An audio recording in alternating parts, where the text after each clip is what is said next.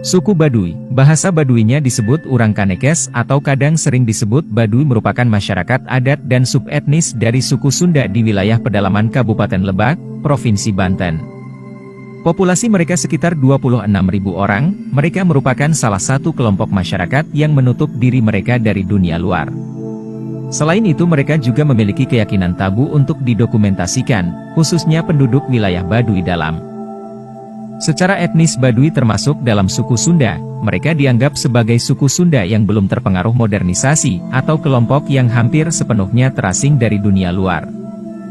Masyarakat Baduy menolak istilah wisata atau pariwisata untuk mendeskripsikan kampung-kampung mereka.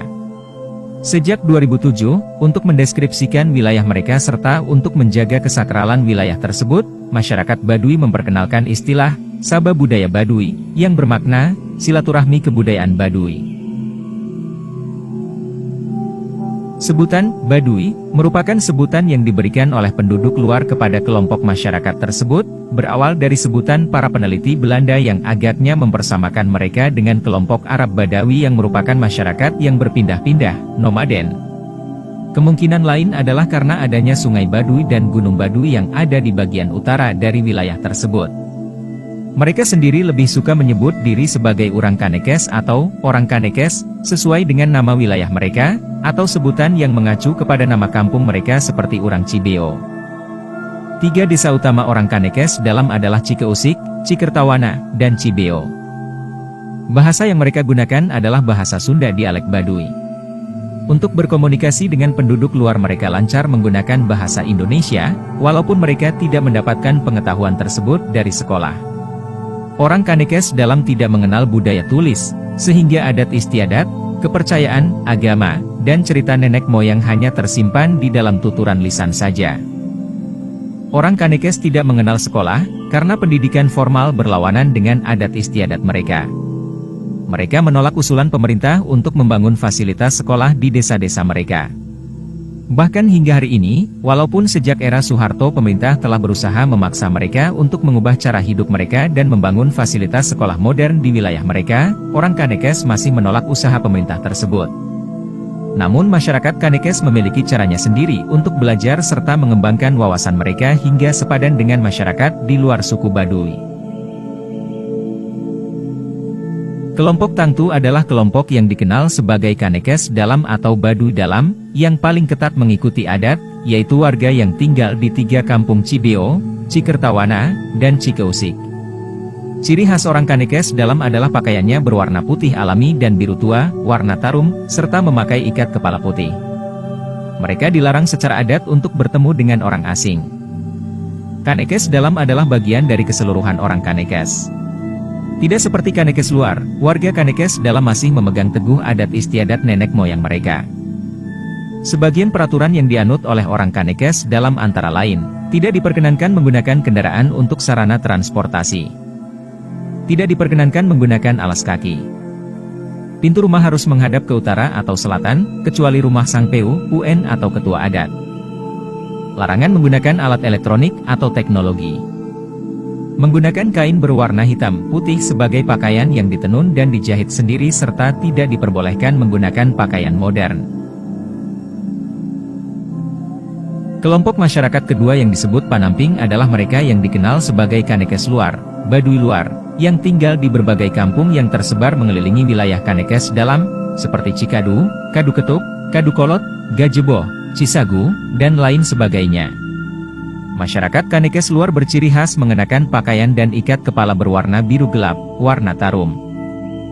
Kanekes luar merupakan orang-orang yang telah keluar dari adat dan wilayah Kanekes dalam. Ada beberapa hal yang menyebabkan dikeluarkannya warga Kanekes dalam ke Kanekes luar. Mereka telah melanggar adat masyarakat Kanekes dalam. Berkeinginan untuk keluar dari Kanekes dalam. Menikah dengan anggota Kanekes luar. Ciri-ciri masyarakat orang Kanekes luar, mereka telah mengenal teknologi, seperti peralatan elektronik. Proses pembangunan rumah penduduk Kanekes luar telah menggunakan alat-alat bantu, seperti gergaji, palu, paku, dan lain-lain, yang sebelumnya dilarang oleh adat Kanekes dalam. Menggunakan pakaian adat dengan warna hitam atau biru tua, untuk laki-laki, yang menandakan bahwa mereka tidak suci. Kadang menggunakan pakaian modern seperti kaos oblong dan celana jeans. Menggunakan peralatan rumah tangga modern, seperti kasur, bantal, piring dan gelas kaca dan plastik. Mereka tinggal di luar wilayah Kanekes Dalam. Sebagian di antara mereka telah terpengaruh dan berpindah agama menjadi seorang Muslim dalam jumlah cukup signifikan. Apabila Kanekes Dalam dan Kanekes Luar tinggal di wilayah Kanekes, maka Kanekes Dangka tinggal di luar wilayah Kanekes, dan pada saat ini tinggal 2 kampung yang tersisa, yaitu Padawaras, Cibengkung, dan Sirahdayu, Cihandam.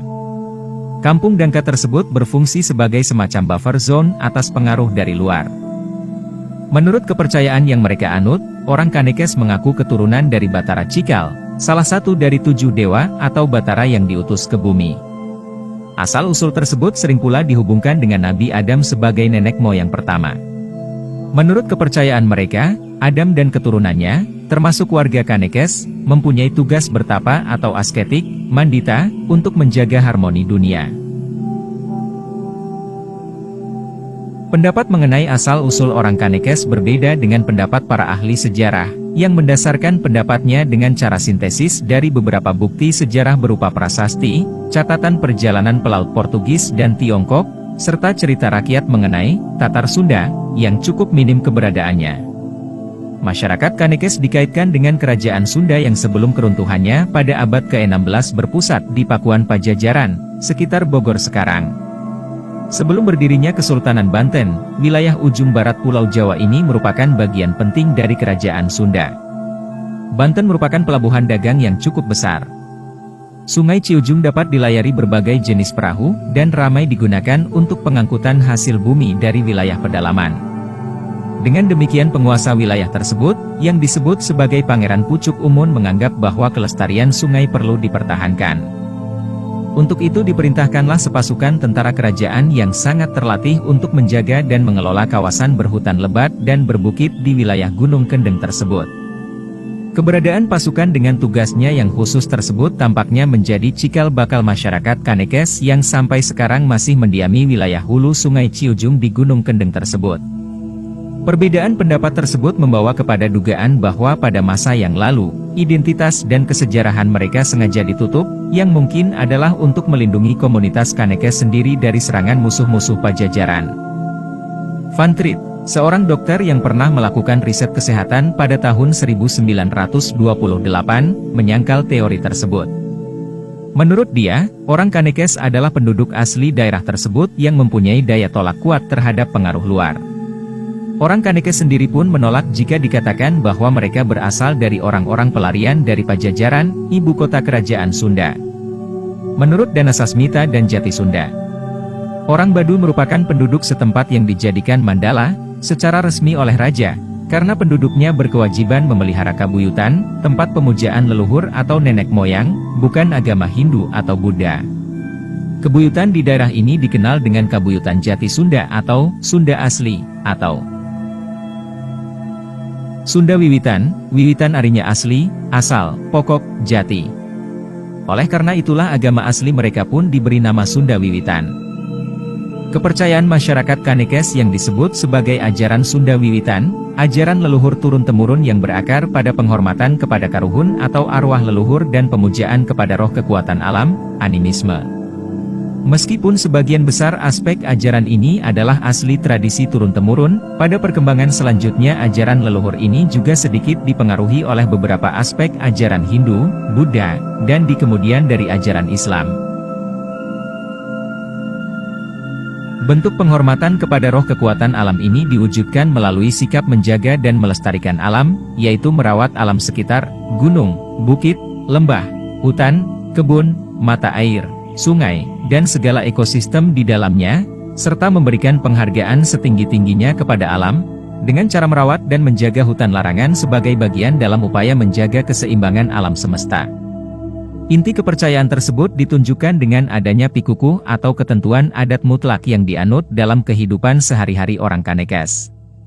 Isi terpenting dari Pikukuh Kanekes tersebut adalah konsep tanpa perubahan apapun, atau perubahan sesedikit mungkin. Lojor Heuntou Beunang dipotong, pendek Heuntou Beunang disambung yang artinya panjang tidak bisa atau tidak boleh dipotong, pendek tidak bisa atau tidak boleh disambung.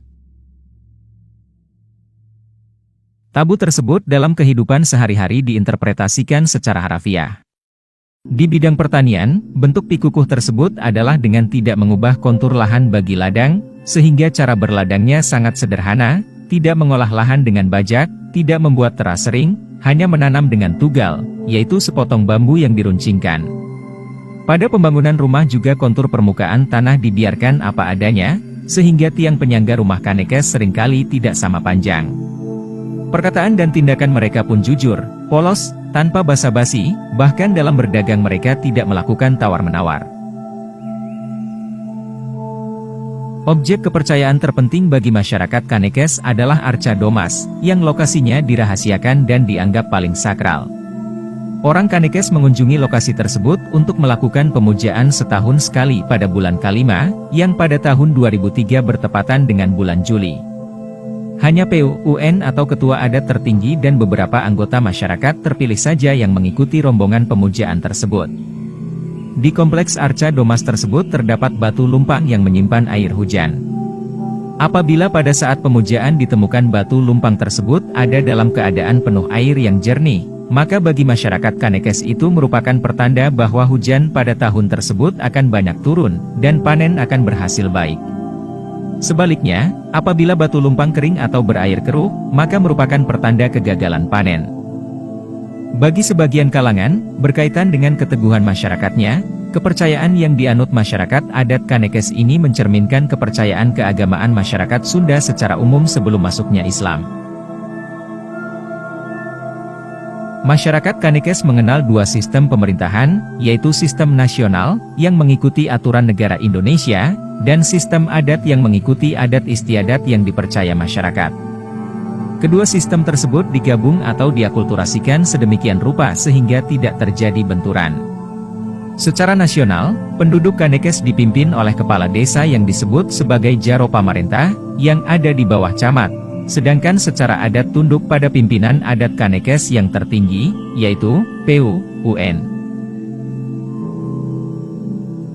Pemimpin adat tertinggi dalam masyarakat Kanekes adalah PUN yang ada di 3 kampung Tangtu. Jabatan tersebut berlangsung turun-temurun, namun tidak otomatis dari bapak ke anak, melainkan dapat juga kerabat lainnya. Jangka waktu jabatan PUN tidak ditentukan, hanya berdasarkan pada kemampuan seseorang memegang jabatan tersebut.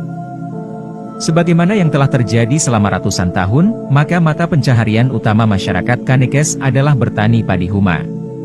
Selain itu mereka juga mendapatkan penghasilan tambahan dari menjual buah-buahan yang mereka dapatkan di hutan seperti durian dan asam keranji, serta madu hutan. Masyarakat Kanekes yang sampai sekarang ini ketat mengikuti adat istiadat bukan merupakan masyarakat terasing, terpencil, ataupun masyarakat yang terisolasi dari perkembangan dunia luar. Berdirinya Kesultanan Banten yang secara otomatis memasukkan Kanekes ke dalam wilayah kekuasaannya pun tidak lepas dari kesadaran mereka. Sebagai tanda kepatuhan pengakuan kepada penguasa, masyarakat Kanekes secara rutin melaksanakan seba ke Kesultanan Banten. Sampai sekarang, upacara seba tersebut terus dilangsungkan setahun sekali, berupa menghantar hasil bumi, padi, palawija, buah-buahan, kepada Gubernur Banten, sebelumnya ke Gubernur Jawa Barat, melalui Bupati Kabupaten Lebak. Di bidang pertanian, penduduk Kanekes luar berinteraksi erat dengan masyarakat luar, misalnya dalam sewa menyewa tanah, dan tenaga buruh. Perdagangan yang pada waktu yang lampau dilakukan secara barter, sekarang ini telah mempergunakan mata uang rupiah biasa. Orang Kanekes menjual hasil buah-buahan, madu, dan gula kawung aren melalui para tengkulak. Mereka juga membeli kebutuhan hidup yang tidak diproduksi sendiri di pasar. Pasar bagi orang Kanekes terletak di luar wilayah Kanekes seperti Pasar Kroya, Cibengkung, dan Ciboleger.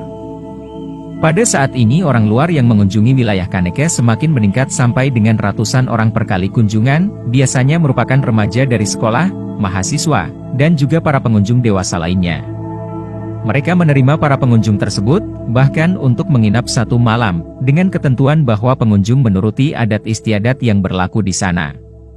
Aturan adat tersebut antara lain tidak boleh berfoto di wilayah Kanekes Dalam, tidak menggunakan sabun atau odol di sungai. Namun, wilayah Kanekes tetap terlarang bagi orang asing, non-WNI. Beberapa wartawan asing yang mencoba masuk sampai sekarang selalu ditolak masuk.